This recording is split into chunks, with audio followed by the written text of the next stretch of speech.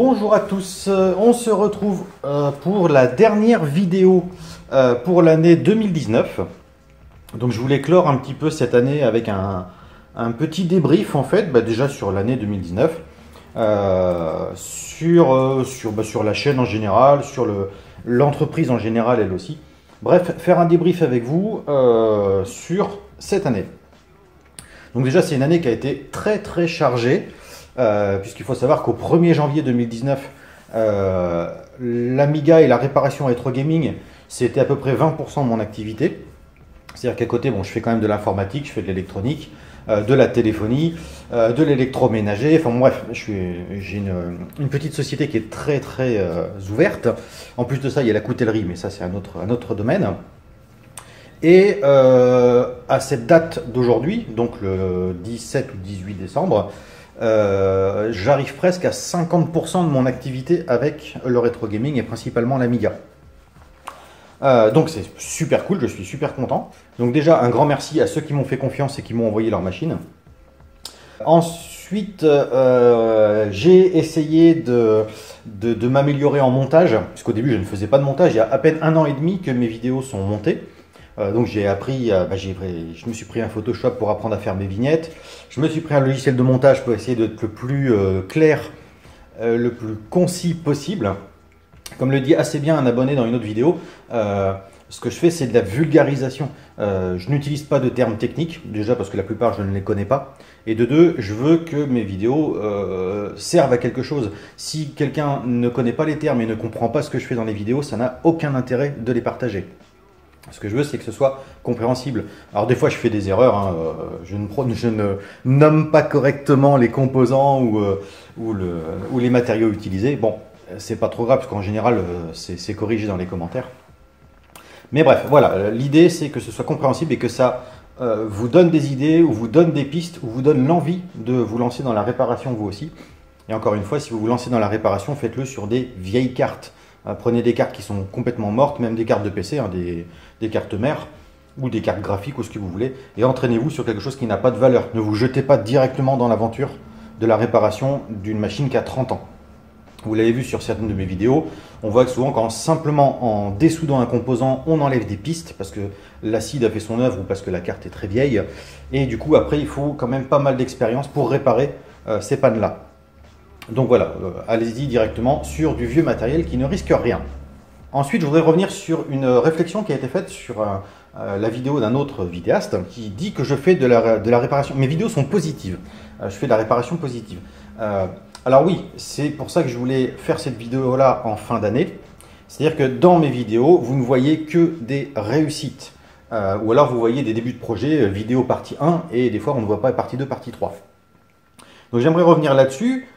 Puisque effectivement il y a des fois où je n'arrive pas à réparer, mais du coup je le mets pas en vidéo, enfin je le mets pas toujours en vidéo, ça m'arrive de le mettre, mais parce que derrière je sais que je risque d'avoir une solution qui peut m'être donnée par un abonné, un commentaire ou une personne qui voit la vidéo, et du coup ça avance. Et il y a d'autres fois où ça n'avance carrément pas. Donc j'avais envie de vous présenter mon Wall of Shame.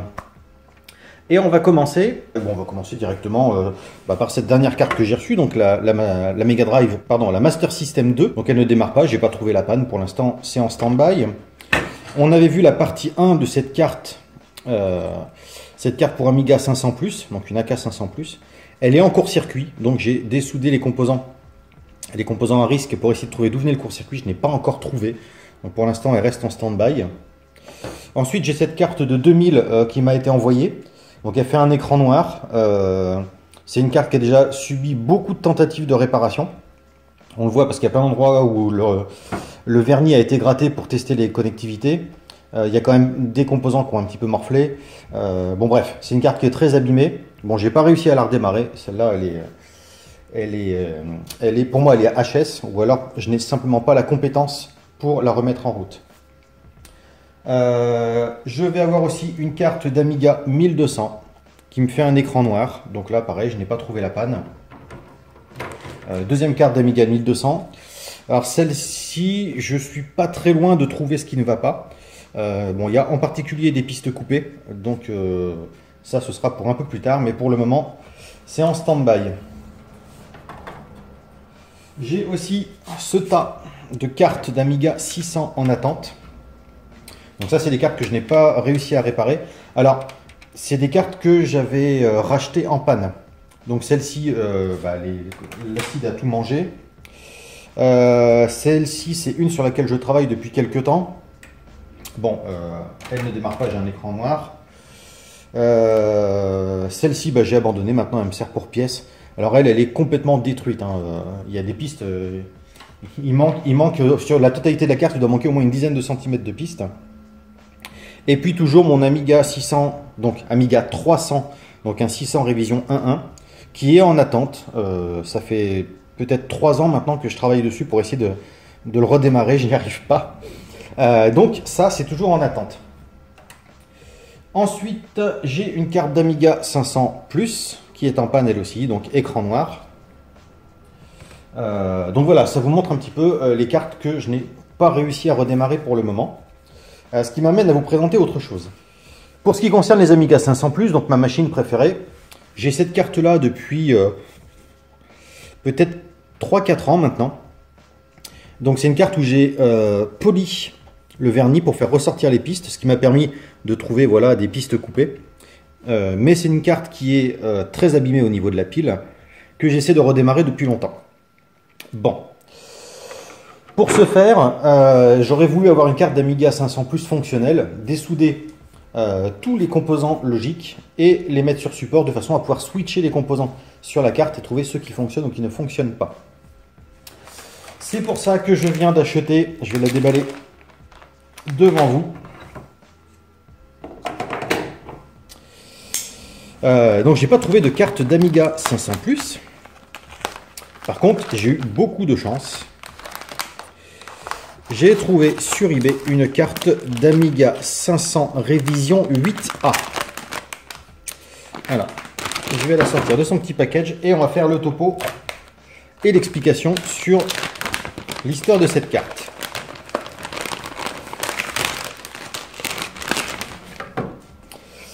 Donc, cette carte d'Amiga 500 est une révision 8A. Elle est marquée 500 plus, mais c'est la configuration d'un 500. C'est-à-dire qu'il n'y a que 512 kg de RAM extensible à 1 MO. Mais elle est équipée d'origine de 512 kg au lieu des 1 MO sur un 500 plus. Donc en fait, Commodore, à la fin de vie du 500, a sorti le 500 plus, qui sera après remplacé par le 600. Alors, ils ont sorti le 500 plus, mais le 500 se vendait encore bien. Donc, tous les projets du 500 plus étaient prêts, mais pour continuer à vendre des produits en tant que 500, ils ont utilisé des cartes de 500 plus qui les ont downgradées en 500. Ensuite, ils ont sorti le 500 plus qui est un des Amiga, sinon l'Amiga qui a été le moins produit, ou en tout cas vendu dans le laps de temps le plus court. Parce que le 500 plus est sorti, le 600 était déjà quasiment fini. Donc les cartes de 500 plus sont relativement rares. C'est pour ça aussi que je m'acharne beaucoup à essayer de les réparer. Parce qu'il n'y en a quand même pas tant que ça. Et pour ceux qui ont suivi un petit peu les cotes, on voit que le 500 plus monte en flèche. Donc pourquoi cette carte est intéressante? Eh bien tout simplement puisque comme c'était un 500 plus downgradé en 500, il n'y a jamais eu de pile dessus. Donc on n'a aucun risque de couleur. La carte est très propre. Et pour la repasser en 500 plus, il va falloir simplement supprimer le pont sous U32, enfin les deux ponts qui sont là, modifier le pont JP3 et le pont JP2, activer l'horloge en retirant le pont sur JP7A, souder un U32, souder les composants mémoire, donc les autres 512 kg qui manquent, et on obtient donc un Amiga 500 plus que l'on pourra en plus upgrader à 2 MO en faisant un piggyback sur la mémoire, mais ça c'est un autre sujet. Petit colis du facteur. Donc, l'idée ça va être de prendre cette carte-là, donc on va profiter de tous les supports amovibles.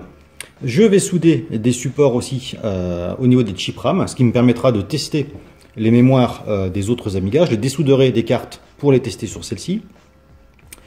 Je voudrais aussi mettre sur support les composants sur le datapass qui sont là, ceux qui sont à côté de Denise. Donc normalement c'est des décodeurs RGB, hein, je crois, mais je n'en suis pas sûr. Ce composant-là, celui-là, celui-là, celui-là, celui-là et celui-là. Donc tout cela les mettre sur support de façon à pouvoir les switcher. J'espère ainsi pouvoir sauver les 2 cartes de 500 plus que j'ai ici. Voilà, ce qui me ramène au début de la vidéo. Donc même si je n'ai pas réussi, avec l'accord des clients, je garde les cartes jusqu'à arriver à trouver une solution. Et si vraiment je n'ai pas de solution, eh bien on abandonne les recherches et on en reste là. Donc maintenant concernant l'année 2020, qui est donc pour dans moins de 15 jours, on reprendra, enfin je posterai, parce que les vidéos sont prêtes si vous voulez, mais je les posterai qu'au mois de janvier, aux alentours du 5 janvier. On continuera sur l'Amiga 4000, puisque j'ai reçu les pièces pour enfin des supports PLCC pour pouvoir switcher les composants pour essayer de voir s'il n'y en a pas un de cramé, puisqu'on est toujours sur un écran noir. J'ai une carte d'Amiga 600, alors c'est une vidéo qui est très longue, puisqu'on est presque à 1h30 de vidéo. Par contre, vous allez voir toutes les étapes des réparations. C'est une carte qui est vraiment abîmée avec 3 pannes vraiment costauds. Mais voilà, vous allez voir toute la recherche de panne ainsi que la réparation. Ensuite, il y aura encore des vidéos sur des Amiga 1200 et 600. Des petites bidouilles, bon, des choses sans grande importance, mais bon, j'avais envie de les mettre en vidéo. Et puis on repartira aussi sur une PS4 qui est arrivée en pièces détachées. Il va falloir la remonter et essayer de la faire redémarrer. J'ai un lecteur externe d'Amiga, pareil, qui est démonté, donc il faut tester la PCB, remonter et essayer de le faire fonctionner. J'ai des Amstrad à faire. Bon bref, le début d'année 2020 sera normalement bien chargé en réparation et en vidéo. Voilà, donc c'était la dernière vidéo de cette année. Je vous souhaite de bonnes fêtes de fin d'année et je vous dis à très bientôt pour de nouvelles vidéos.